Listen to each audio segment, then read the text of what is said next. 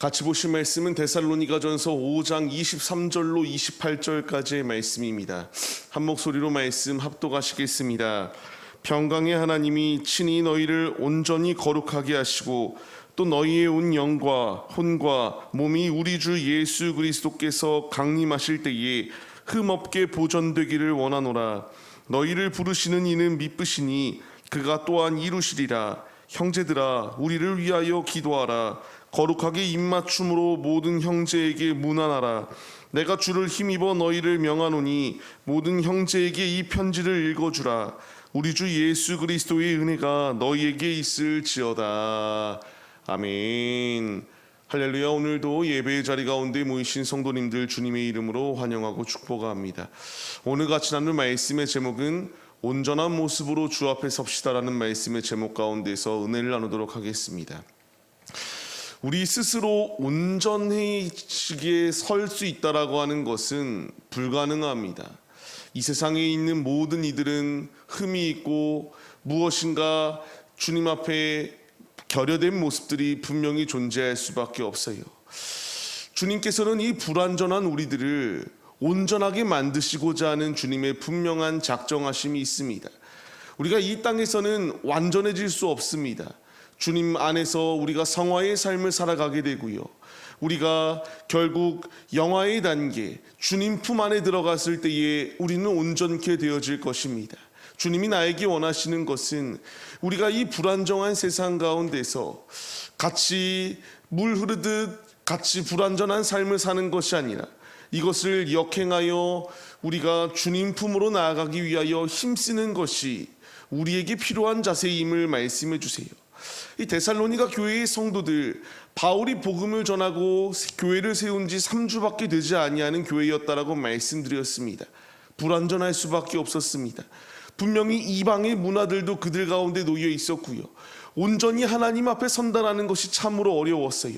하지만 분명한 공통된 목적은 주 예수 그리스도의 말씀을 먹고 살기로 결단하여 무수히 많은 문제 가운데서도 역행하여 주님 품으로 나아가기 위하여 힘썼던 것이 그들의 모습이었다라는 겁니다.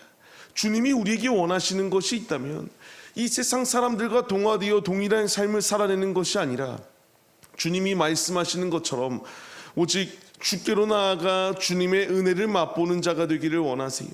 이 어려운 시대, 핍박이 가득한 시대, 환난이 가득한 세대 가운데서 우리가 그들과 동화되어 삶을 살아내는 것이 아니라 구별된 하나님의 자녀들로서 장성한 분량이 이르는 그 순간까지 근신하고 깨어 기도하며 주님께 온전히 서기를 원하시는 것이 우리 아버지의 뜻이다라는 것을 말씀해 주십니다.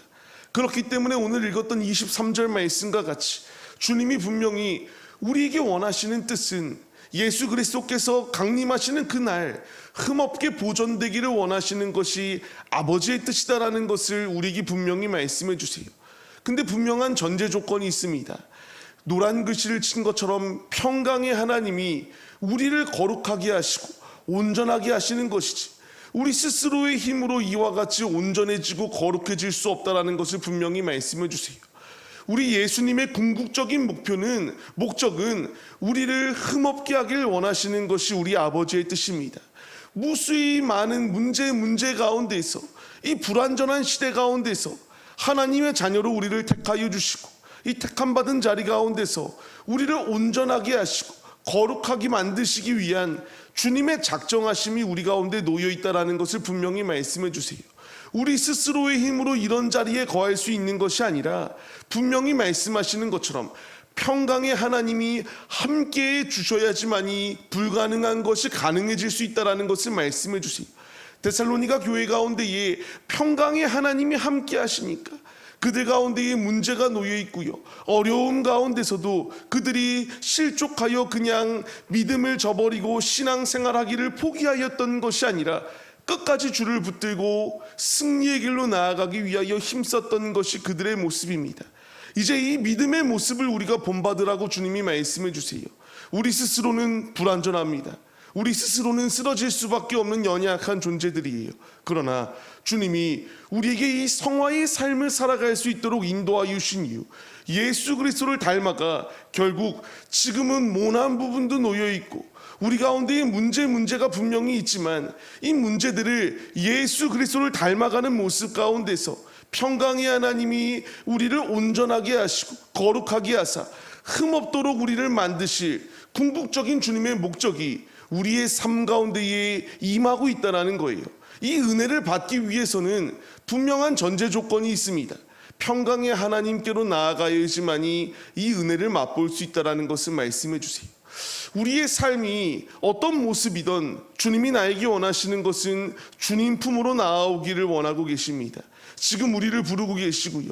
이 악한 세대의 공격들, 무수히 많은 문제 가운데서 우리 역시 낭망하고 쓰러져 일어나지 못하는 모습이 아니라 일어나 주님께 나와 평강의 하나님의 은혜를 간구하며 나아갈 때에 주님께서 우리의 모든 문제를 긍휼히 여기시고 문제를 해결해 주시는 놀라운 은혜를 더하여 주시겠다라고 약속해 주고 계세요. 이 분명한 사실을 알았기 때문에 바울은 24절 말씀과 같이 우리 주님은 미쁘신 분이시다, 모든 일을 이루실 것이다라는 것을 확신하였던 것이 바울의 고백입니다. 이제 이 약속은 동일하게 우리에게 주어집니다. 우리를 부르시는 이는 미쁘신 분이십니다. 불가능한 것이 있으신 분이 아니시고요, 모든 것을 하실 수 있는 이가 우리를 부르시는 주님이십니다.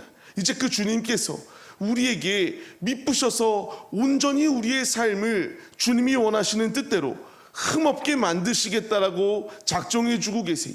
이제 우리에게 필요한 것은 하나님의 말씀에 순종하여 주께 중심을 내어드리는 것임을 잊지 마시기 바랍니다. 삶을 시작하는 우리의 모습, 주님이 그렇게 우리에게 말씀해 주세요. 나는 너희를 향하여 포기하지 아니하고 하나님의 열심으로 작정하시고 하나님의 열심으로 모든 것을 이루어 나갈 것이다. 이제 우리를 온전하고 거룩하게 만드셔서 흠없도록 만드시겠다라고 말씀하시는 그 주님께 피하고 그 주님 품 안으로 들어가 주님의 은혜를 맛보며 주님 안에 참된 평강과 샬롬의 은혜를 누릴 것을 우리에게 명령해 주십니다. 우리가 이 말씀에 반응하여서 이 풍파 많은 세대, 잠깐만 방심하여도 우리의 영혼이 죄악된 자리 가운데 오염되도록 유혹하는 이 악한 세대의 공격에 무너지는 것이 아니라 우리를 온전한 길로 인도하시겠다라고 약속하시고 약속을 성취하시겠다라고 말씀하시는 주님께로 나아가 주님의 은혜를 맛보며 힘차게 승리하시는 우리네 모습이 되시기를 주님의 이름으로 간절히 축원합니다. 이 놀라운 주님의 은혜를 알았기 때문에 바울은 데살로니가 교회의 성도들에게 25절 말씀과 같이 기도를 요청합니다. 기도는 불가능한 것이 없습니다. 불완전한 것을 완전하게 하는 것은 기도요. 기도의 응답은 모든 것을 이룰 수 있는 주님의 일하심이 있다라는 것을 확신하였던 것이 바울의 고백이었습니다. 이제 우리가 이와 같이 기도하기를 힘써야 됩니다. 불완전한 우리를 온전케 하실 주님의 은혜를 갈망하며 기도할 때에 주님은 우리를 장성한 분량에 이를 수 있도록 우리의 삶의 매 순간순간에 그냥 그날과 그날이 같은 삶의 모습이 아니라 오늘보다 내일의 신앙이 더 성숙하고 내일보다 모레의 신앙이 주님 나라 들어가는 그 순간까지 우리의 신앙을 장성한 분량에 이르도록 인도해 주시겠다라고 약속해 주시는 주님의 일하심이 있다.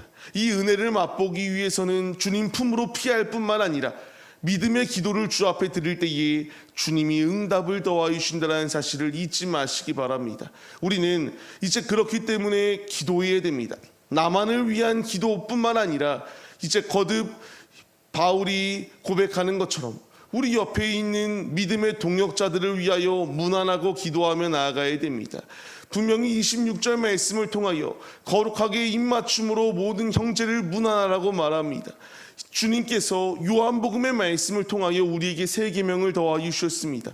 서로 사랑하라고 말씀하시고 형제들을 사랑하며 주님 안에 온전히 거할 것을 우리에게 명령해 주고 계십니다. 믿음의 동역자로 세움을 받은 우리의 모든 순간 가운데서 어려움은 찾아오고 끊임없이 우리를 공격해오는 악한 세대의 공격 또한 분명히 놓여 있습니다.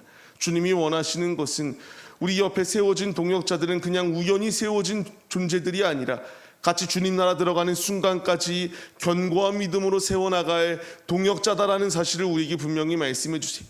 데살로니가 교회의 성도들이 믿음의 시작은 오래되지 아니하였지만 분명히 말씀한 것처럼 서로 무난하고 서로 기도하며 같이 한마음 한뜻으로 승리할 것을 요구하는 것이 바울이요 하나님의 말씀이었다라는 사실을 우리가 잊지 마시기 바랍니다. 그렇기 때문에 27절 말씀과 같이 모든 형제들에게 이 편지를 읽어주라고 말합니다. 하나님의 말씀을 그들에게 알려줄 것을 이렇게 말씀하십니다. 하나님의 말씀은 우리가 앞서 드렸던 찬양의 고백과 같이 달고 오묘합니다. 우리의 불가능을 가능케 바꿔주십니다. 요시아가 하나님의 말씀을 발견하였을 때에 자신의 옷을 찢고 여호와께로 돌아가기 위하여 종교개혁을 시행하였던 것처럼 이제 우리가 하나님의 말씀 가운데에 더욱더 깨달아지고 알아가기 위하여 힘써야 되는 것이 우리의 모습임을 잊지 마시기 바랍니다. 삶을 시작하는 성도님들, 주님이 이제 우리에게 말씀하십니다. 믿음의 동역자들과 함께 동역하며 주님 나라를 온전히 세워나가는 온전하고도 거룩하여 흠없는 자들의 모습이 우리의 모습이 되기를 원하고 계십니다. 이제 우리가 이 말씀에 반응하여서 주님이 원하시는 뜻대로 기도로 무장하고 쓰러져 있는 나의 동역자들을 같이 문안하며 일으켜 세워줘 주님 안에 온전히 승리의 길로 나아가 주님 안에 온전히 거할 수 있는 신앙의 결승점 가운데에 힘차게 골인할 수 있는 우리 모두의 모습이 되시기를 주님의 이름으로 간절히 축원합니다. 말씀을 잊지 마시고 말씀을 우리가 기억하시며 오늘도 우리가 삶을 살아가다 보면 쓰러질 상황 또한 분명히 놓여 있습니다. 그러나 주님의 작정하심은 포기가 없으시고 끝끝내 주님의 뜻을 이루어 나가십니다.